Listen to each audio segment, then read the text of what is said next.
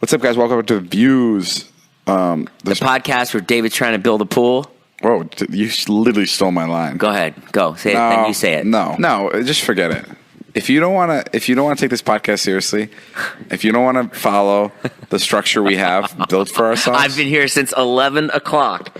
It is 1:28. Dima and I have been here for 2.5 hours waiting for you to put that mic up to your stupid fat idiot face. I was resting, you dumb fuck. Yeah, and I was nice about it. I even came in and was like, hey, bud, you want to take another 15 minutes? And you're like, yeah, that'd be good. And you took another 45. You know how difficult it is to talk to you? I need all the sleep I can get, motherfucker. Oh, I know. It's so hard being you with your fans that love you and adore you everywhere you go. Me, oh, poor David. Oh, yeah, does it make you feel better to put yourself down by complimenting me? Does it make you feel better? I didn't put myself down. I was just saying you're being a huge Well, maybe baby. someone should put you down. Oh, okay. Maybe someone should put you down in a crib. How about that? Why? Because I'm a little baby? Yeah, you are a cute, goddamn, so fucking cute little baby. I'm going to put a diaper on you. That's amazing. Oh, you want to take care of me. That'd be the first. I do. I want to take care of you until you die because I'm in love with you. You got it? That'd be the first kid you'd be taking care of. Oh, are you kidding me? Yes. I'll tell you something. Dima is picking up Wyatt at 4:20 so I can be with you, so I can take care of my other baby, David Gugu Dobrik. Is that your middle name, Gugu? Or no? You just took it too far by calling me David Gugu Dobrik. All right, roll the intro music.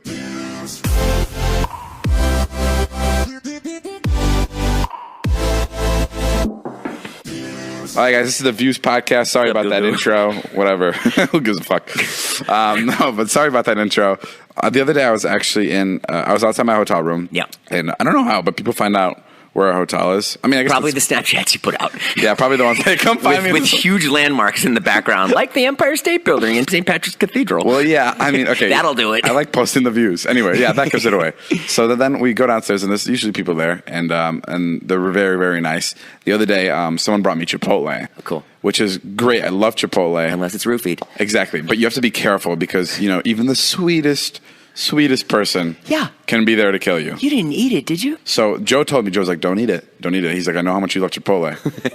so I'm like, I'm not going to eat it. Are you crazy? You fucking crazy? And then 3 a.m. comes around and I wake up, from my sleep and I'm fucking starving. And I go into the kitchen and all they have is like Snickers and Pringles in like the fridge at the hotel. Mm-hmm. And then there's one light on in the living room and it's right over the dinner table. Yeah. And it's shining on the bag of Chipotle.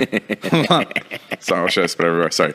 So I'm like, either God wants me to be poisoned or I just have to eat this. So I open the bag and I squeeze the burrito to make sure it doesn't have any razor blades in it first. And there wasn't anything in it. So I ate it. I ate the entire fucking thing. Yeah. And then I sat there for like 30 seconds. Like I just sat there like I was waiting for an earthquake. I was waiting for my body to shut down because I was like, oh my God, I wonder when the poison is going to kick in. And nothing happened after 30 seconds. So I'm like, okay, like if you're going to get poisoned, it's probably going to happen right away, right? Sure. Yeah. Yeah. So I was in the clear. Yeah. So thank you, Amy, for bringing me that burrito. That unpoisoned burrito. No, but you never know. I'll take the burrito. Hold the anthrax. We also visited where John Lennon was shot. We rode right by the Dakota. Yeah. The Dakota. Is it an apartment building? Yes. Really nice apartment building, huh? Yeah, it's a really nice apartment building. And John Lennon was killed by one of his supporters. He was killed by a fan, yeah. Yeah, someone who loved him. Deranged fan, Mark David Chapman. Did the fan kill himself afterwards? No, he went to jail. He's still in jail. Oh, get the fuck out. Yeah. Did he explain why he killed him? He did. Why? I mean, I don't know. It wasn't like a good reason that made sense, but yeah, he I wasn't expecting me to go, oh, okay, yeah. Yeah, I mean, I don't remember the reason, but he's not well in the head, this guy. Yeah, that's crazy. But he loved John Lennon. That's why he killed him. He definitely was a fan. That's so interesting. Yeah. We drove by, and we're like, is this, I rolled my window down. There was like Bellman, right? Sure. Right outside of it. And I asked, I was like, is this where John Lennon was killed? And he was like, yes, I'm so sorry, sir. It was weird. They were like apologizing. We had a stock answer, yeah. Yeah, they were like apologizing. Yeah, well, he was, a lot of people come there to ask, and he told us we'd go to the memorial like a minute away, right? But it was an answer that he looked like he gives like 50 times a day. Right, yeah. But it was interesting he apologized as if John Lennon was like a close friend. I was like, oh, okay. Yeah. Thank you for apologizing. That's fucking terrifying. Are you a big fan of John Lennon? I love the Beatles. You do? Yeah. I didn't know that about you. My mom only had one CD in her car. Which one? Well, guess. Take a guess. Sgt. Pepper's? No, it was ABBA. Okay. So all she had was ABBA. Oh, that's funny. So that was the only thing that was played. We also had like a radio that also played CDs. Yeah. And this was like the most high-tech thing we had in the house. Yeah. So we played ABBA, and my dad had, I think, 2 albums, and it was Paul Nutini, and it was the Beatles. Paul Nutini. And it was the Beatles. So every time it would be like chores day, you'd hear the Beatles playing downstairs. Okay, David, time to clean the garage. You want to hear Let It Be or Imagine or Paulo Nutini? Yeah, so that would play downstairs. Oh. So those are the only 2 groups that I would hear all the time. Did So you ever I go love out the and buy Beatles. CDs? No, I'd never buy CDs. Why? I was at an age where you could start like downloading them. Were you buying CDs and tapes? Yeah, back in my day, my friends would go in. The CDs used to come in long boxes, and they would go in with razor blades and cut the boxes and then pull the CDs out. Oh, like you'd steal them? Yeah, I wouldn't, but I had friends that would. That's something you I had say some when crazy you're- friends. Yeah? Yeah, I was definitely the guy that was like, I don't know, guys. What would your friends do? They would go in with razor blades, and they would steal CDs, which I thought was nuts. Wait, what do you mean razor blades? Like to threaten the people working there?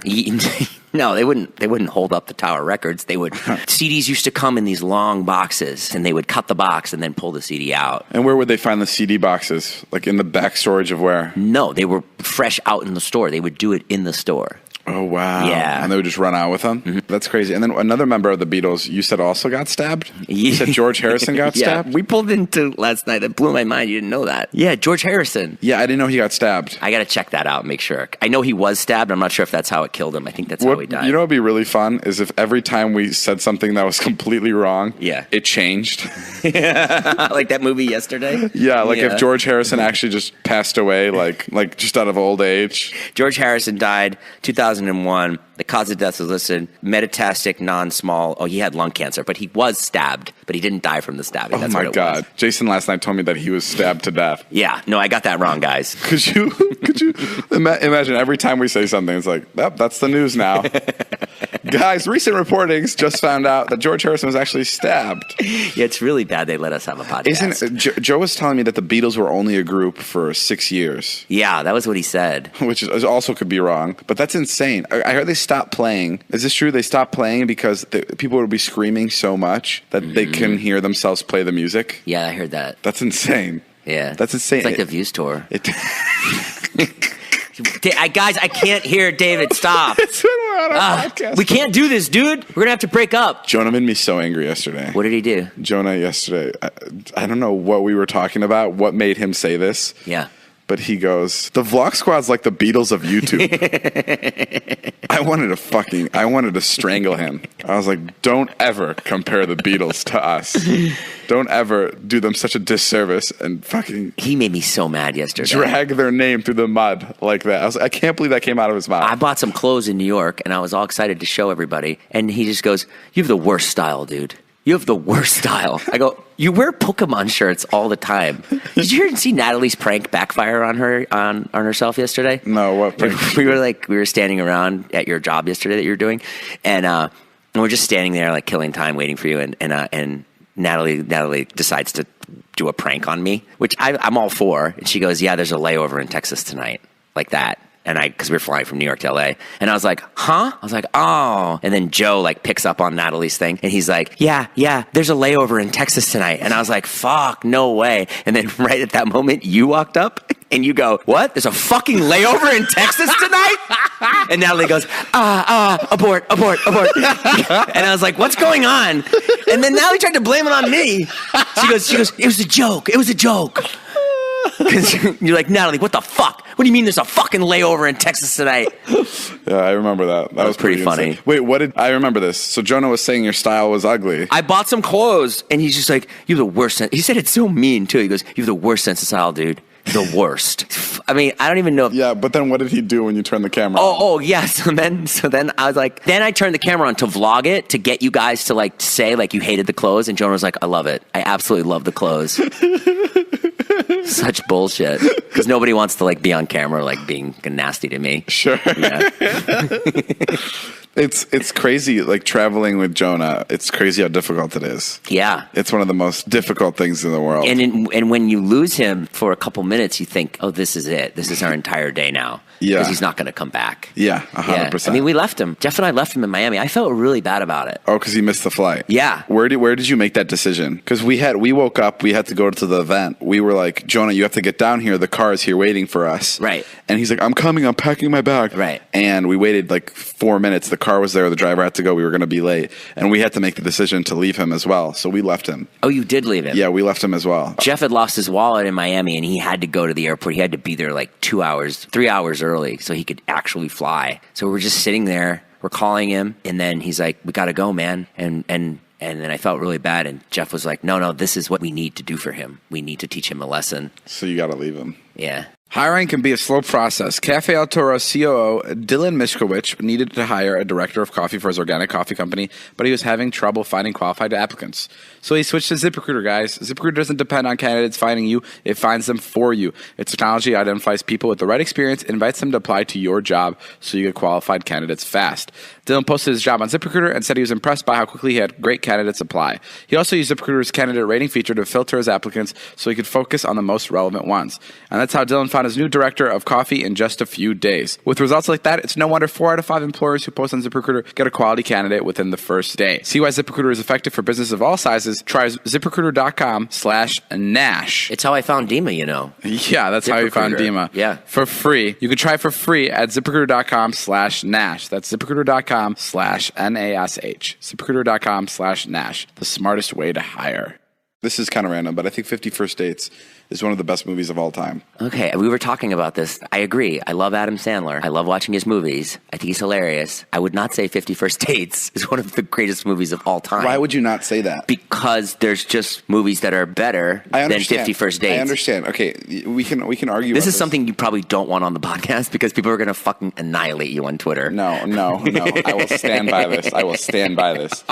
Okay, you can go in and you can go, Scorsese movies and Quentin Tarantino movies are great movies because they're incredible. Yeah, 12 Years a Slave. Yes, it's an incredible movie. Okay. They're beautiful movies, right? Yeah. But I think 50 First Dates, like for what entertainment is like a prime example of like a movie. Like a movie you can just literally sit. Everybody loves it. It's a universally loved movie. But that's not the definition of best movie of all time. No, I said it's one of the best movies of all time. And when I say this, I think there's 200 movies that are the best movies of all time. I think it's one of the top 200 movies now. Because when you said best movie of all time earlier, that means number one. I said it's one of the best movies of all time. One of the best. You don't agree? You don't think it's in the top 200? I don't think 50 First Dates is in the top 200 movies of all time. And I can get a lot of people in here to back me up on this. I would bring everybody in here that could back you up on this because they are wrong. You know what? The only thing you have going for you right now is fucking Natalie, when you said it earlier, was like, oh yeah, agreed. Natalie, what do you think? I think it's like, it's something that like you can turn on and everybody will just watch. It's like something you can...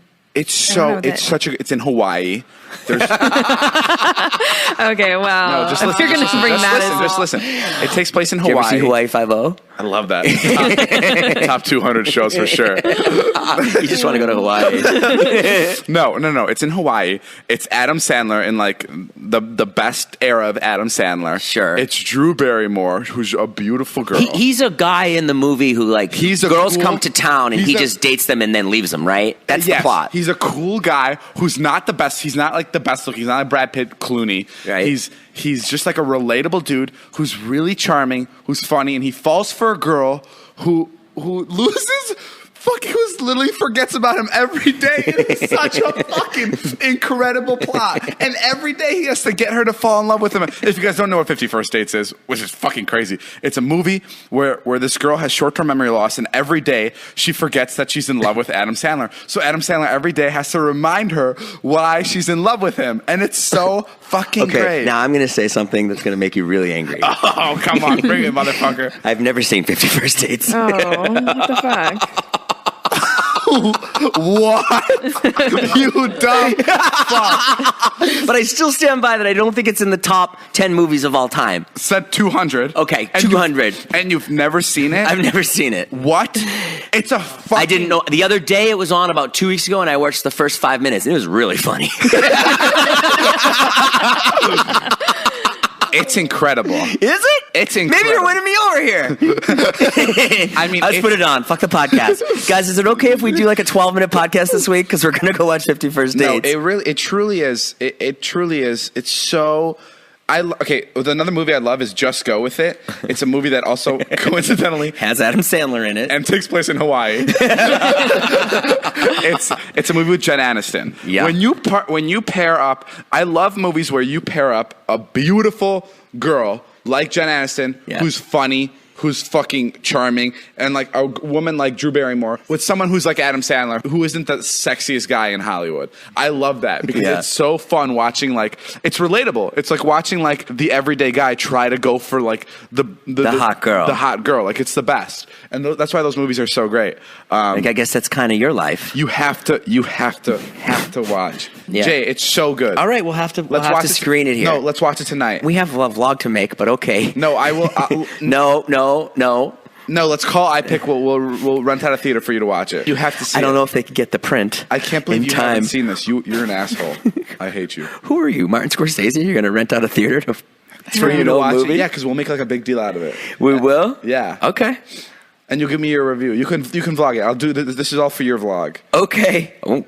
Oh wow. Okay. Jeez, are you all right? Let's move on. This Feeling is making me okay? angry that you haven't seen it. I'm sorry. I apologize. I probably shouldn't. I should not. You're right. I should not say that 50 First Dates is not one of the best movies of all time, having not seen it. Yes. But okay. Let's move on. Jason hired a new assistant. Is this true? It is true. And it's my hometown friend. Yeah. Dima. It's kind of weird how we do things around here, huh? Yeah, we just pluck people from my hometown.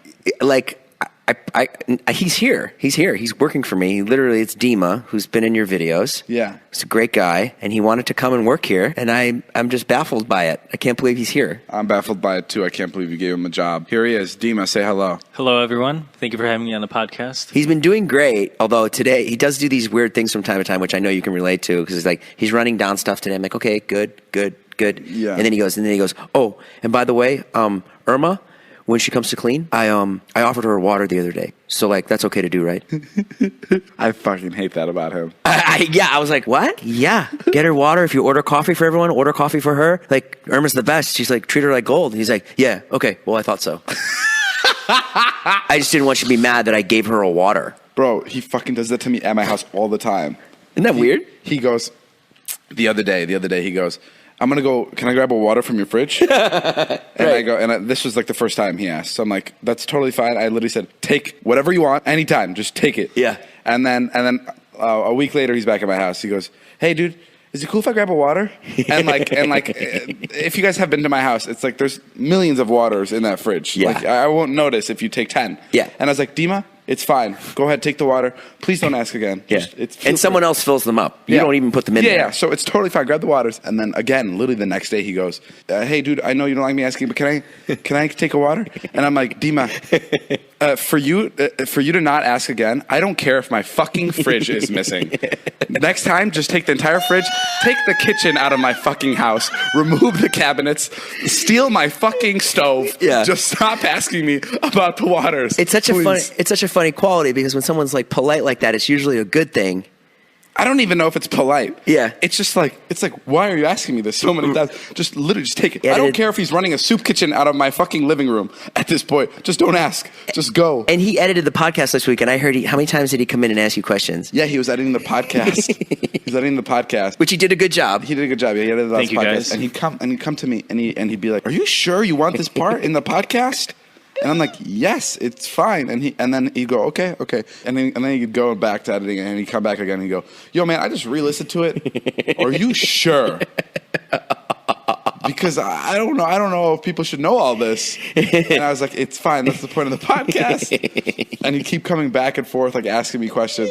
I don't know. Dima's fun. What was he like in high school? What was he like in high school? You're the same grade, right? Yeah, we're in the same grade. I didn't really talk to him that much. We didn't talk that much in high school. Oh, you didn't? No. Well, then why the fuck did I hire him? I don't know. I thought that was strange, too. I didn't know him that well. No, I knew. I thought he was like your bud. No, I got really close to him after high school. Okay. Yeah, me and David. You mean after you left for LA? Yes, because that's when Ilya and him started to hang out more. And then I would come by, and he's like, I'm bringing by Dima. And at first, I was very like, I don't know about Dima. Like, I don't know about this guy. And then we would hang out with him, and I was like, what is wrong with this kid? And, I like people that don't make any sense. So I started to get more excited when he'd bring Dima around. And that's how I got to know Dima. Dima, do you have any stories from us in high school? Actually, yeah, I do remember I was in gym, and oh God, this was when Vine was very popular, and you weren't like that popular, but you were still kind of blowing up. You were like a semi high school legend. And actually, for me, I didn't have any type of smartphone. I was the only kid in our high school without a smartphone until like senior year. Sure. So I didn't know what the big hype was, but you snuck into my gym class. And we had a cool teacher, so he didn't care. Like, really? You could bring in drugs, and he'd be like, "That's cool. Just don't let me see it." He just didn't want us to make a mess. Sure. So he had was a lot just of cool chilling. teachers. Oh yeah, I think I always say this: the most important part of school is having cool teachers. If you have stuck-up teachers, they're not going to want to fucking learn. No one's going to want to take you seriously. They're just going to hate you. They're going to hate the process. We had all cool teachers, and that's why I loved my high school, because every teacher there was like young, cool, and the older ones were they were just with it. Like they understood. Like you treat kids like your friends, right? And then they'll treat you with respect, because they'll be like, oh, this person's treating me. Anyway, yeah, continue. We had like some game going on, and nobody cared about it. So the teacher was just like, okay, whatever, you guys can do whatever you want, have a free period. So we just ran around, and then David walked in with one other guy, and he's like, okay, I'm recording this Vine. Okay, yeah. So I remember there was this guy named Ben and this guy named Michael, and he wanted to make this Vine of like a fight going on, and there's people around it, and then he brings up the phone and is recording this fight, but instead of like an actual fight, it's rock, paper, scissors. Oh yeah, so basically it was like fight. Yeah. It's like a classic joke. You've probably seen it millions of times. Sure. And then you pan to them, and they're actually just playing rock, paper, scissors. No one's actually fighting. Yeah, okay. Yeah, but I remembered like 3 weeks later, David came up to me and he's like, hey, I need 4 ski masks. And I'm like, that would be such a weird question if I didn't know what Vine was, and if I didn't know that he was the one doing this. Sure. And then, sure enough, I had ski masks in my house. You did? Yeah. Why'd you have ski masks? Because it's so cold in Chicago? No, yeah, we got them at like Goodwill or something because, we didn't have hats at the time. And I told my mom, I want to go get a hat. And I went to Goodwill because, I was poor and I wanted to get a hat. And I got this hat from there. Dima's a next level storyteller, by the way.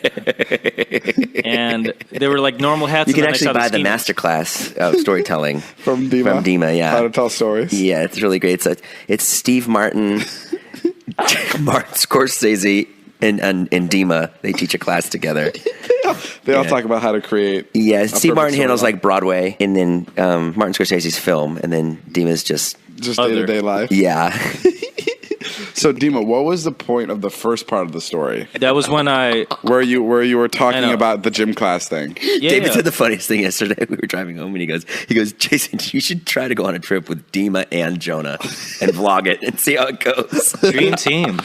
Okay, so Dream team. Okay, so the ski mask. Sorry, I don't want to cut you off from your story. So I brought that up because that's when you were really starting to take Vine seriously. Yes. And I started taking nothing seriously. So we were both, in the same position. And that's when I realized that we had no freaking classes together. You and I had no classes together ever. Yeah, we had none. Oh, weird. It was just a coincidence. I mean, whatever. But They kept the dumb kids and the smart kids separate. yeah, it was weird why they separated us. Should have both been in the dumb kids section. But we did.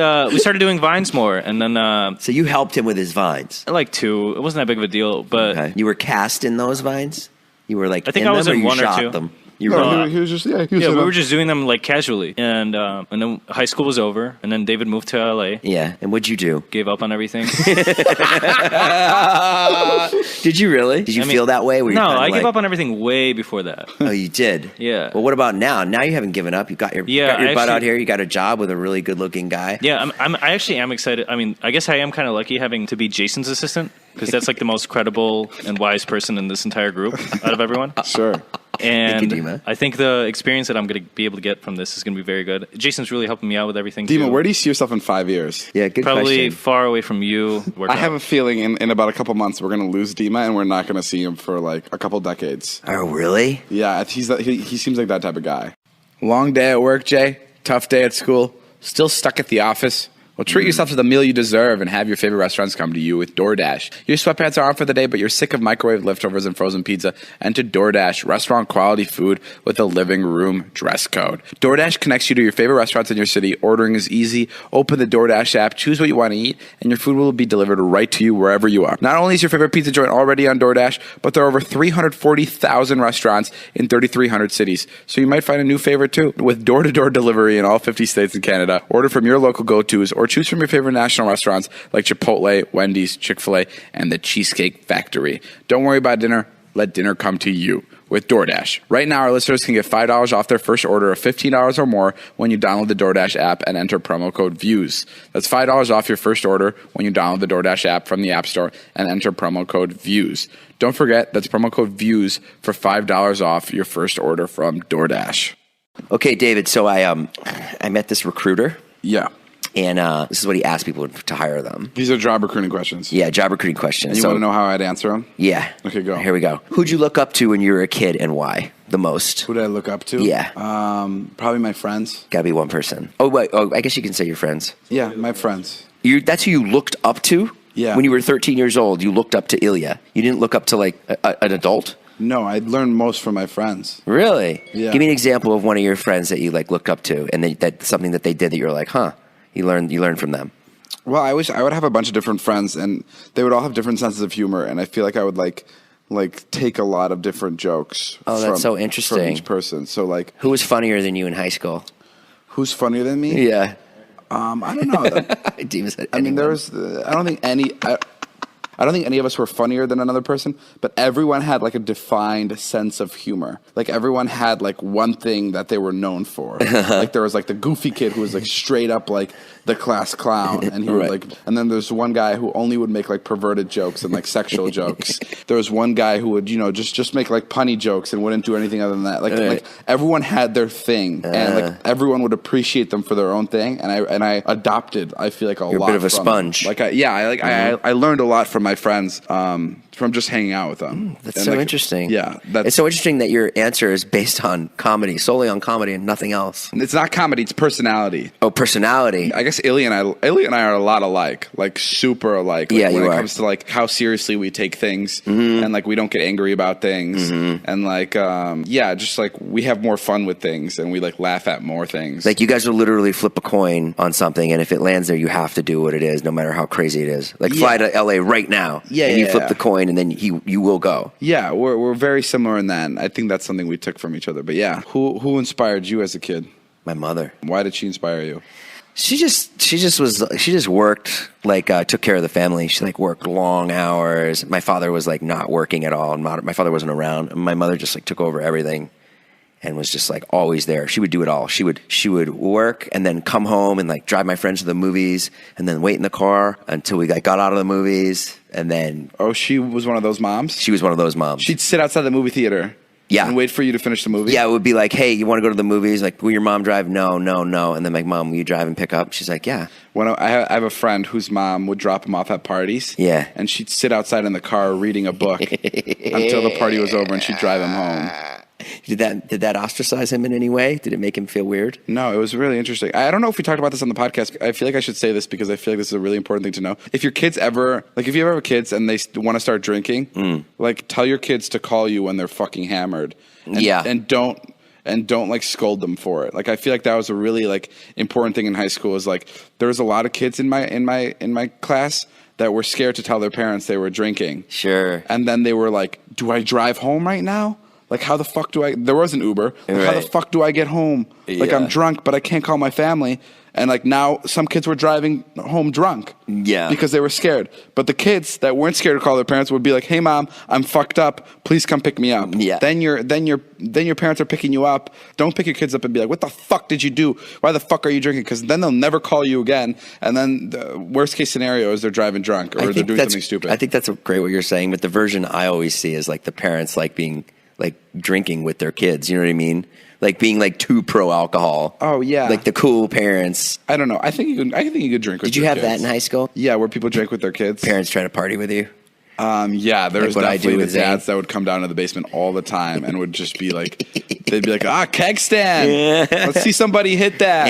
And then the kids would be like, you hit it, Mr. Anderson. And then he'd be like, no, I don't know if I can. I don't know. Okay, fuck it, I'll do it. Lift me up. You guys got my legs? Yeah, you definitely have those kids. And you definitely have those parents that made the cool basements just for their kids. Right. Like those are the Did you have any friends that hook up with your parents' moms? No, never had Not kids that hook you up know with their of. parents. But in my neighborhood, it was a very popular thing. Not in my neighborhood, sorry. It was in my school. It was a very popular thing for the parents to cheat on each other with other parents. So They used to swing a lot? yeah, a lot of the but they wouldn't know, but the kids would know. What? Yeah, I don't know how the kids would find out, but I guess the kids would find out because some of the parents were over and like, yeah. Really? So that was like a thing. Ooh, Vernon Hills. Yeah, Vernon Thrills is what they call it. No, but yeah, that is there were definitely kids that would drink with their parents. But I remember like my neighbor. I've told this on the podcast before.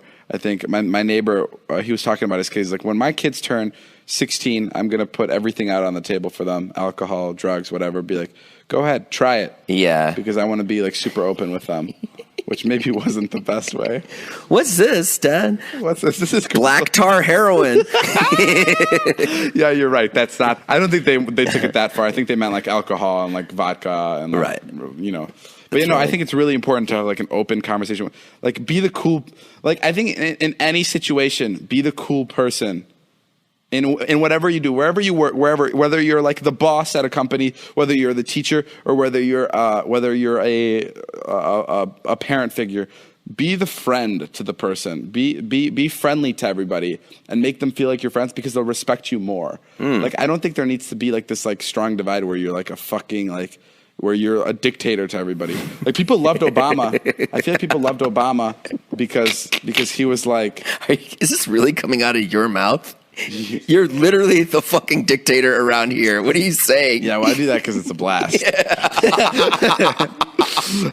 No, but like people liked Obama because he was so relatable. Yeah, and he was like cool guy. He almost seemed like he was like he'd be one of your friends. Yeah, he did. But you wished you knew him. Yeah, but you still respected him, of course, for that reason. And that's why I loved my high school teachers is because I respected them so much because they were so cool, and I wanted to be that cool person. Like I wanted to be like, wow, you're a fucking teacher, and you talk to us like we're your friends. Like that's sick. Interesting. Like, I hope when I'm old, I'm just like you. Like I think is that's that how you feel about me? That's you say to not how I yourself, feel about you. I hope I'm just like Jason when I get older? Yeah, when I get older, I want to be just like you, Jay. I love David. He wouldn't even put the mic up to his mouth on that line. I think I tried. Yeah, I tried to like pull it away from you. Hey, were you serious about? I want to be just like you, Jason. Oh, so I was in Nashville, and which, by the way, we have to go. It's great. Okay, I'll go. It's really fun, and this guy walks up to me and he's like, "You're a real cowboy, talks like this." Yeah, and he's got a real manly dude. And he walks up to me and he goes, "I like them Starbucks videos with Carly and Erin," like that. And he walked away. It's just funny to hear like a really low voice. Okay, so I was in the airport on Monday. Yeah. And I got recognized. And normally when I get recognized, it's all about you. It's always like, oh, yo, where's David? And it's all about you. People say the nicest things about you all the time. But this one time, I was in the airport, it was Monday, and this girl comes up to me and she goes, "Oh, you're in the vlogs." And I go, "Yeah." And she goes, "With that dork," like that. And she was talking about you. With that dork. What did you say? Thank you so much for saying this. Yeah, I go, "You mean David?" She goes, Yeah, David. Which is funny. With that dork. Yeah. Well, that's all the time we have for today's podcast. David's quitting YouTube after that story because it really hurt his feelings. I'm going to make sure this is cut out of the podcast for sure. Yeah. No, but seriously, thank you guys for listening to this week's podcast. That's weird, David, because we don't have enough for the podcast. I don't know why you're wrapping it up. Well, that's all the time we have. But yeah, go buy Jason's merch. Go buy my merch. Go check us out. Jay, you got a tour coming up. I got a tour. That's exciting. Atlanta, Chicago. Atlanta, Minneapolis, and Chicago next weekend. Yeah, come see me. I'll be in Chicago and Pittsburgh and New York soon, so maybe I'll see you guys there. So this has been a Views Podcast. We'll see you guys later. My name is Jeff. Bye.